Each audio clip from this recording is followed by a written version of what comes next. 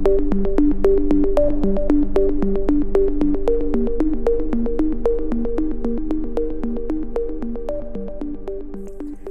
Holly Welch, the Environmental Program Manager for the South Carolina Forestry Commission. In this year's video, I'm going to be speaking with two representatives from the South Carolina Department of Transportation about encroachment permits and road entrance guidelines. The South Carolina Department of Transportation owns a right-of-way along every state roadway in South Carolina. Crossing that right-of-way is no different than crossing any other landowner's property. You have to get permission to cross that property, and there are expectations around how the road is constructed and maintained.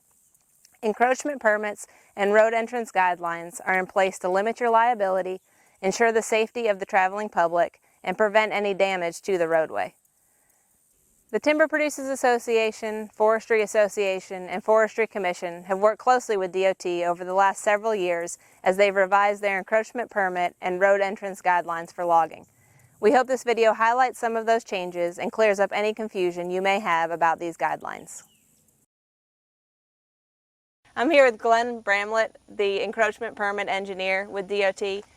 And so we're just going to talk through some questions about encroachment permits, kind of the normal questions most loggers and foresters have about encroachment permits, what they are, how to apply for them, and some other details. So let's start off first by just what is an encroachment permit? So an incursion permit is a permission slip, basically, from SCDOT that allows an applicant to gain access to SCDOT's right-of-way. So if you think of it in terms as the DOT owns a portion of every road from right-of-way line to right-of-way line, an incursion permit allows you to be able to gain access to that right-of-way. Every time that you use a road entrance, do you have to get an encroachment permit, or what are the requirements for when an encroachment permit is needed? So there's a couple of different factors that go into that, but mainly if you're repurposing the property, we would require you to get a driveway. Another thing is that you may need a larger driveway. So a residential driveway is roughly 12 feet, but now you may need to get a bigger truck in there, and now you might need a 24-foot driveway. Well, we want to make sure that your 24-foot driveway is going to be constructed properly, so that way it's safe for the landowner, safe for the traveling public. We want to make sure that it's safe whenever you're pulling out of the driveway. We want to make sure that you have enough sight distance to the left and to the right, so that way you can pull out of the driveway safely. Alternatively, if there's no driveway present, we're going to require you to get a driveway because you're now newly accessing the DOT right-of-way. And again, we want to make sure that there's just something safe for you and for the traveling public.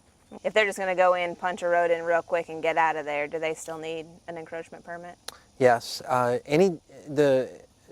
The best way to think of it is that any time that you are going to access a property from the DOT right-of-way system, you need to have a driveway.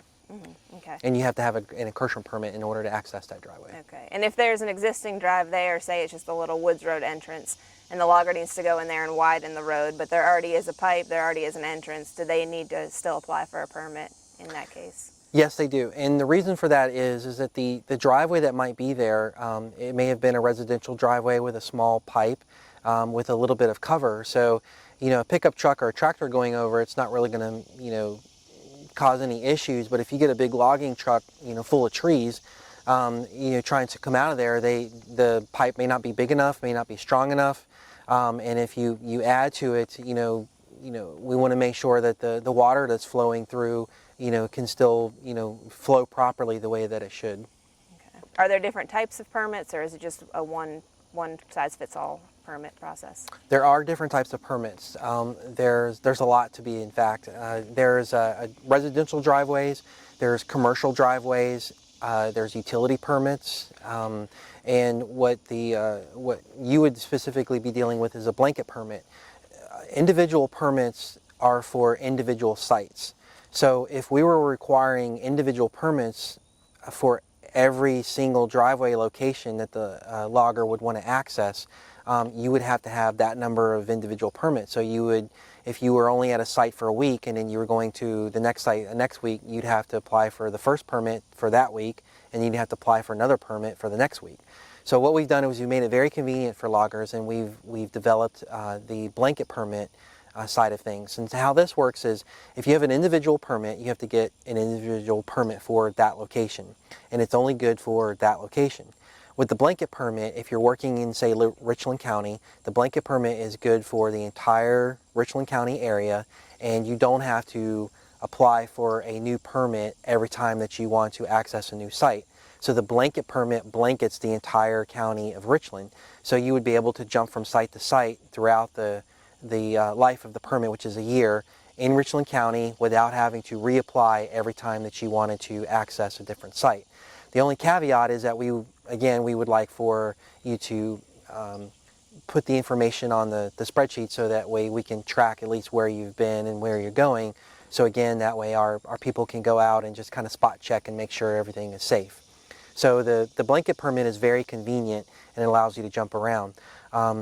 Also, it's important to note that if you are working in Richland County, say 1 week, and then the next week you have to go to Lexington County, you need a blanket permit for Lexington County.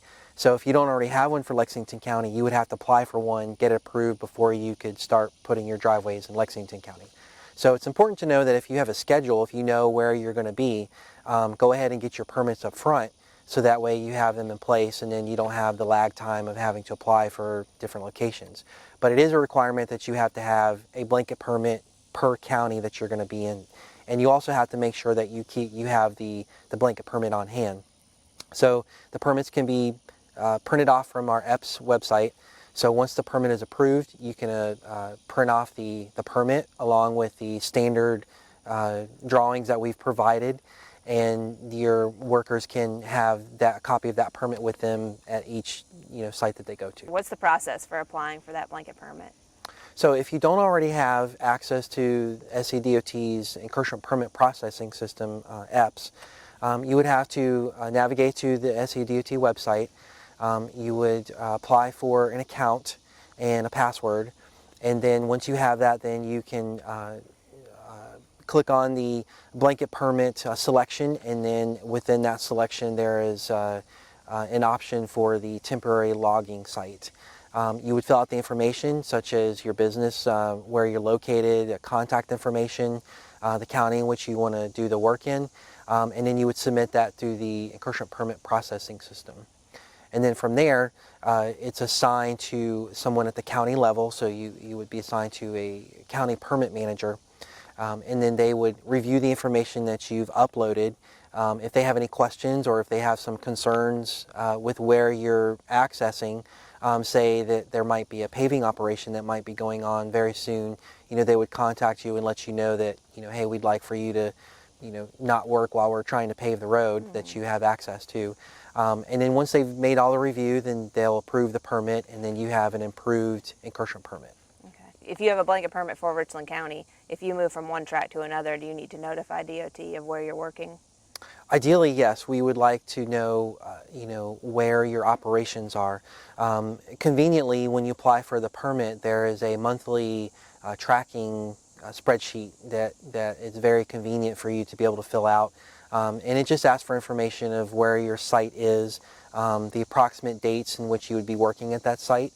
So that way our resident maintenance engineer or county permit manager can go out and visit the site just to make sure that the driveway that's being installed is safe for you and for the traveling public, and to make sure that once the operation is completed, that the measures have been removed properly and the site has been put back to normal.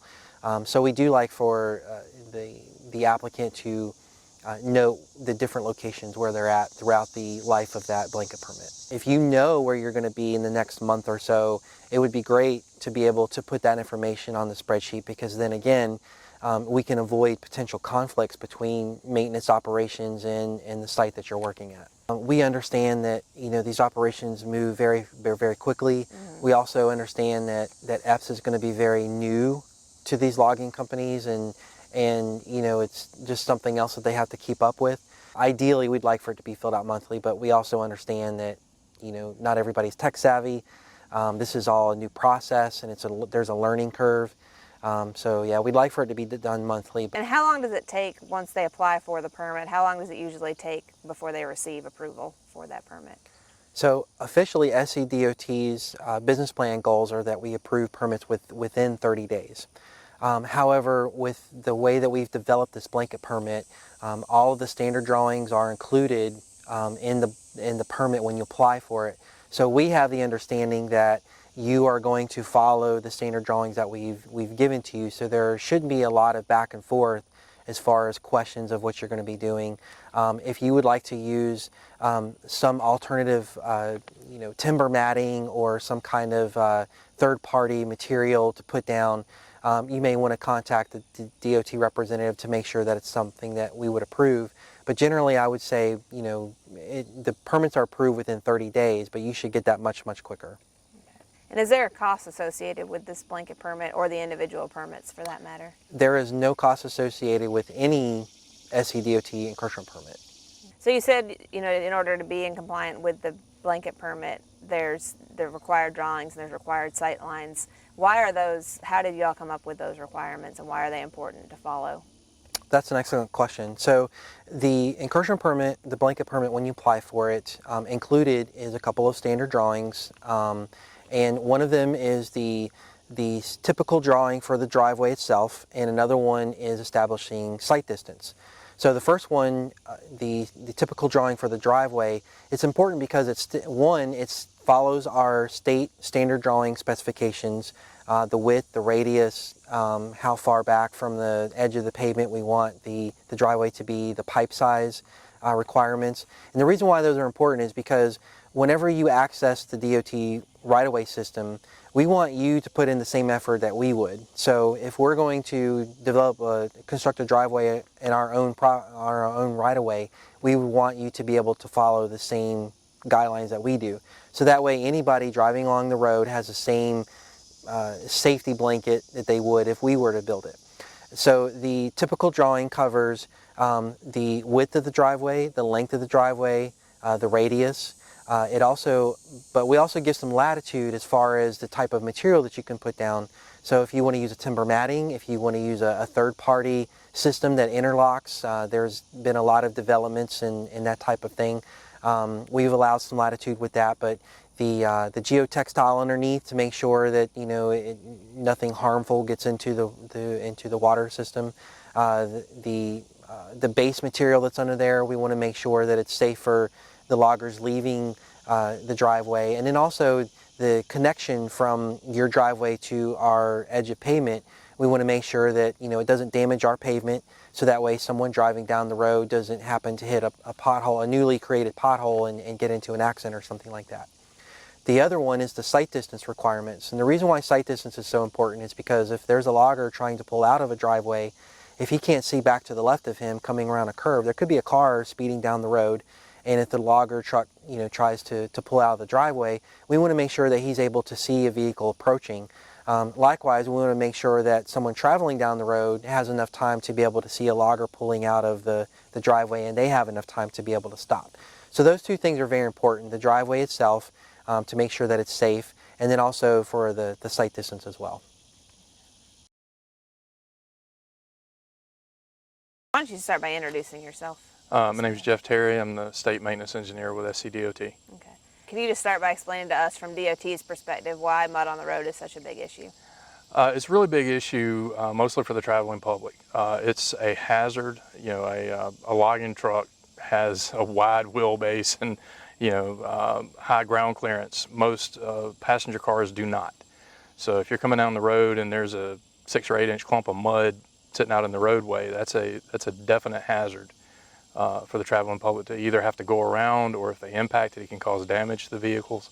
So it's something that we're pretty serious about, trying to keep the roadway clear for all vehicles. Generally, if you have a properly installed entrance, you have very little mud on the road. If you do it right, the entrance is designed to limit the mud that escapes. We have requirements under the permit. There are requirements for the entrance that either require stone or timber mats, or there are other mat systems that are out there that we could approve that specifically help remove mud from the tires of the trucks and equipment coming in and out. And that's a big part of the design of those entrances, is to help limit that. Why is it important to meet those minimum requirements of the permit? Those minimum requirements are set up to make those entrances as safe as possible, not just for the loggers and not just for the traveling public, but for everybody who uses that roadway. It also protects the roadway, the shoulder, and the pavement edge so that we're not damaging that. Because if it's damaged, then that's an expense to the taxpayers for us to have to go out and make repairs. But it is important also to limit liability. You know, there's a lot of liability associated with having an operation that it accesses the roadway in an unsafe manner. The specifications that we provide along with this blanket permit are design specifications that meet design criteria based on our experience and our requirements for anyone accessing the roadway. So if, as a logger, you guys meet those criteria, you help reduce your liability. You're doing what you should do in those cases. So if, you know, God forbid something does happen, then you've at least done everything that you should have done from an engineering perspective to access the roadway safely. On the sight distance, for example, there's a chart included that shows, based on your speed limit, the minimum sight distance from your point of access to the roadway. Now, the sight distance is measured from the height of the driver of a logging truck, 15 feet from the edge of the roadway, being able to look back and see that minimum distance before they pull out. There's two things there. If they can see, then the driver on the roadway can see them and be aware that, hey, there's something going on here. We keep referring to the traveling public. Who is the traveling public? The traveling public is anyone who's using our roadways. So that could be, you know, a bicyclist. It could also be a tractor trailer driver who's running the speed limit, or maybe a little more, coming down the roadway, and if suddenly they come around a curve because the drive was placed in a location that didn't meet these specifications, and there's a log truck across the road. You know, that's the kind of thing we want to avoid. That's the kind of thing we want to think about. We want to look at the geometry of the roadway. Is there a blind hill? Is there a blind curve? Is there vegetation blocking the view? Things that can be adjusted to make this as safe as possible. Do we need to look at accessing the roadway in a different location? Do we need to look at removing some vegetation to open that sight distance up? And those are the kinds of things that, if you follow the requirements that we're giving you as part of this blanket permit, will help make that access safer, not only for the traveling public, but also for the logging company and for their employees and their subcontractors and everyone involved with the operation. The whole point of this is safety for everyone involved. So you're not just trying to be ugly and make this harder for everybody? Oh no, that's just a bonus. No, we're not. We're not trying to be ugly at all. We are trying to keep everyone as safe as possible and keep everyone with full access to the roadways for the purpose that they need. We just ask that if you are going to access our roadways, that you get a permit so that we can help explain the safest way to do that and the best way to do that for your operation, as well as protecting our roadway and right-of-way. All right, so these sight distance requirements, are they just numbers that you all made up, or are they actually based on something? No, they're actually based on our design standards. The sight distance numbers that are in the chart on the standard drawing for sight distance that we provide with the permit, those numbers are based on the speed limit of the roadway and also on the idea that it's the minimum distance that someone driving a fully loaded tractor trailer at the speed limit would need to recognize a hazard or an obstruction and be able to come to a complete stop. So these are design numbers that we use when we are designing the geometry of a roadway, or we are looking at any driveway access to our roadway, depending on the speed limit of the adjacent roadway, these are the minimum standards that we require. Now, the reason we require it is these are the minimum standards. You know, this is the minimum safe stopping sight distance for a 55-mile-an-hour roadway is 930 feet. So that is there to protect not only the traveling public, but also the logging company. Because if your driver is pulling the logging truck out onto the roadway, when that fully loaded tractor trailer comes around and sees them, you know, it's an opportunity to stop, an opportunity to avoid a collision. And that's really the reason for it. By following these standards, you are doing the minimum that you should do in order to avoid a collision or avoid an unsafe condition. So keep that in mind as far as liability. If you create an unsafe condition by not following those standards, you know, potentially there's some liability there. So we're trying to help the logging companies, you know, access our roadway in the safest way possible and in the best way possible to limit their liability and meet the minimum standards that we require for that access. If there's an existing driveway there, say it's just a little road entrance, you know, a woods road entrance, but the site distances are not on this approved list, does the logger have to reestablish a new entrance, or can they use that existing entrance that's already there? I think there's possibilities there for them if they can achieve the proper site distance. If it's a vegetation issue, if it's something where they need to cut back some limbs so that they can see that, if they can work that out, then that's great. I think that is a good option for them. Beyond that, I would recommend that they contact the local resident maintenance engineer and see what they can work out. It may be necessary, depending on how hazardous the site is. I would leave it up to that discussion, because each site is unique, and I would open up that discussion with that local office to try to find the best solution. Say that a logger's going to move onto a site and there's just it's got a very narrow road frontage on that property, and there's nowhere on that road frontage that they can get the safe site distances. Can they just not log that track, or is there flexibility when it's not possible to achieve the safe entering requirements? We're not trying to negatively impact that property owner or that logging company from doing, you know, what they have a right to do. But at the same time, we have to protect the roadway, we have to protect the traveling public, and that's our primary concern. So I would say explore all options. I would say to try to find a better solution than, you know, to put a driveway in an unsafe location. Because then, you know, there's a lot of considerations there, not just for DOT, but for the logging company as well. Are they willing to take that liability? Is a culvert necessary, or can you just put logs in the ditch to run the trucks across?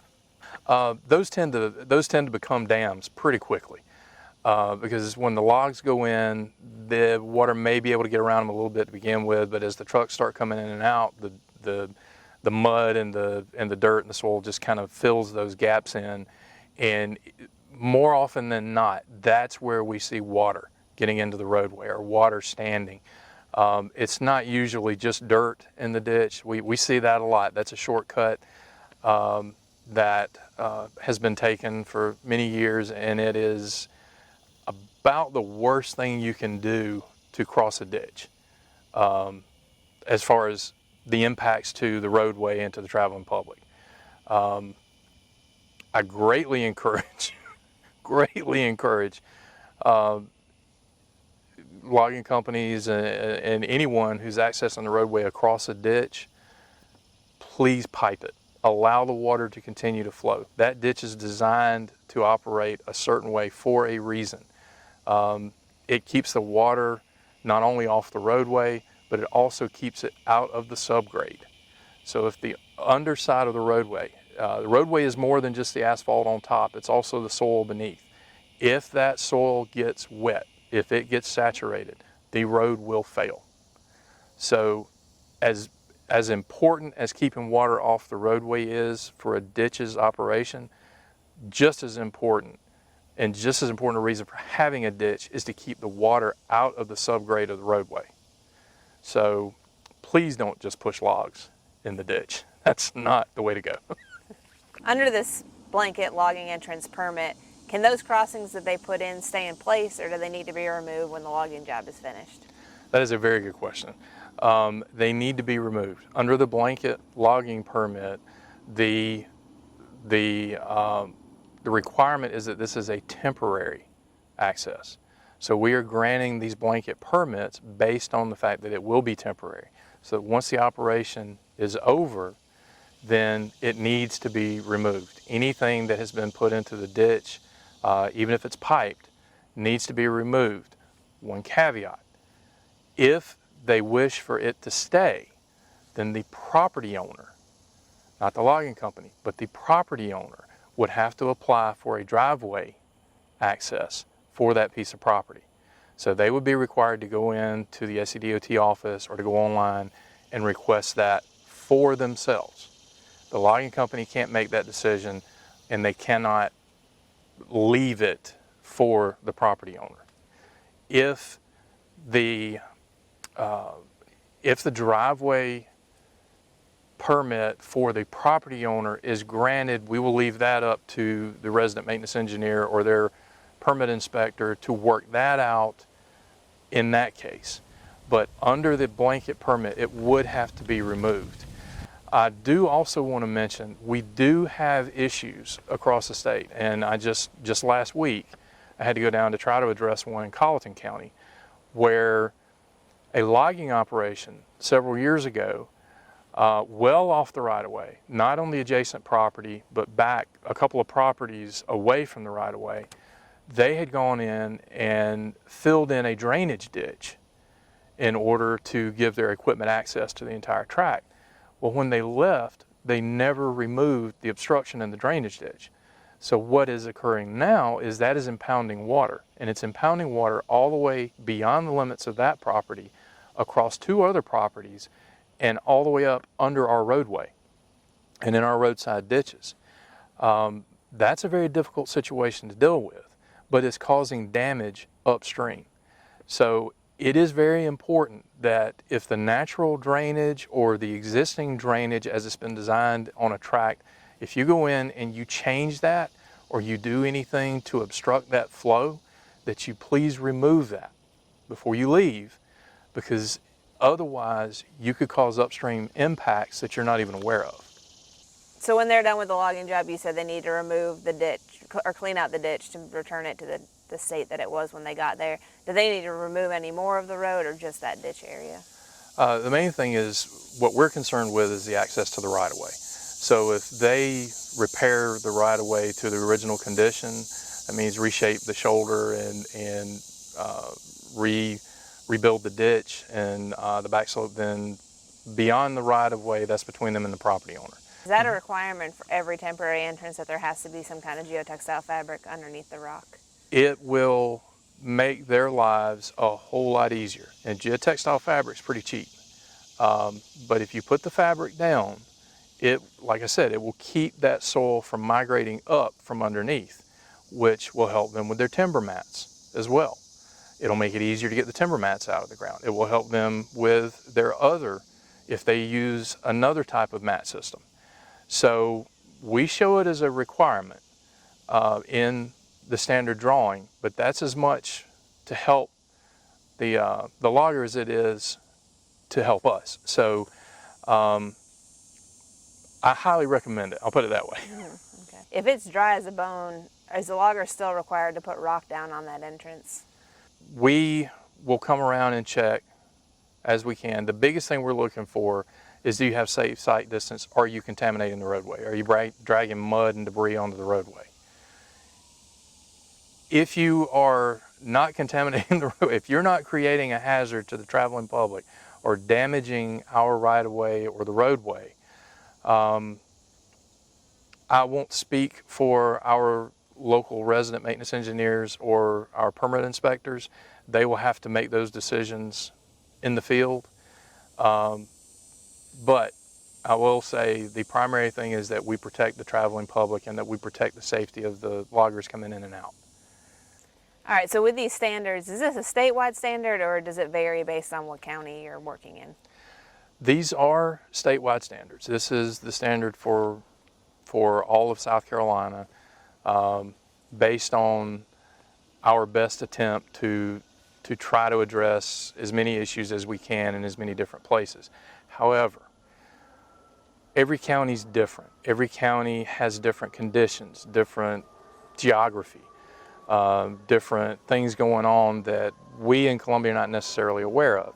So our resident engineers, our resident maintenance engineers, and our county permit inspectors have to have some leeway. They have to have some ability to interpret the specifications at the location that they're dealing with. They have to be able to make decisions. So there is some leeway there for them to make the best decision for their county. If we didn't do that, then you'd be waiting, everything would shut down because you'd be waiting on either Glenn or myself to make a decision that we have no idea about. We don't know the situation surrounding it. We don't know necessarily what's going on in that county. There will be some variation across the state just based on local conditions and local situations. And as far as when the log trucks are coming into the road, I've heard things both ways. Are they required to put a sign out? Is that something y'all encourage? It is a requirement that they put warning signs out on the roadway, and there are requirements under our traffic control standards for South Carolina. That is online, and we reference that in the permits. Logging companies can take a look at that and see what those requirements are, but that is very important that we have those out there. From my experience, most logging companies make use of those. They understand the need for them. They understand the importance of using those. We do like to see those signs maintained, to be in good shape, to be well placed so that they're visible. They're not hidden by vegetation as people are approaching. We really appreciate the willingness that DOT has had over the last several years to work with us, the Forestry Association, the Timber Producers Association, and the logging industry in general. So we really appreciate the willingness to talk through these issues. We know they're complicated. Do you have any just kind of final remarks to make about encroachment permits, logging entrances in general? Certainly, we want everyone to know that SCDOT is here to help you. We're here to help you to avoid any potential liabilities and to just help you stay within compliance. The key takeaways that we'd like for everyone to remember is just that you need a permit whenever you're accessing SCDOT right away. We'd like for you to make sure that you have a copy of the permit on site. And if you have any questions, you can always contact the resident maintenance engineer, and they would be more than willing to help answer any questions or to guide you through any of the process, as well as myself at the state level or Jeff Terry, and being able to answer any questions that you might have going forward. Okay, in conclusion, just to kind of wrap things up, we'd like to say, we understand that the logging industry has a lot of challenges and a lot to do in what you guys do. This is entirely an effort to protect not only the traveling public and SCDOT, but also to protect the logging companies, and for those of you who are doing this work in the field, from any liability or any negative outcomes from accessing our right-of-way. It's important. It's something that we are dedicated to working with the industry to try to get better outcomes and to make it work for everybody. We hope this video has answered some of your questions about encroachment permits, road entrance guidelines, and some of the reasoning behind it. We as foresters, timber buyers, and loggers don't have the right to negatively impact DOT's right-of-way, drainage ditches, or the public roadway. Road entrance guidelines apply to all individuals and all industries in the state, and logging is not exempt. We appreciate the progress we've seen in compliance over the last several years and look forward to increased compliance in the years to come.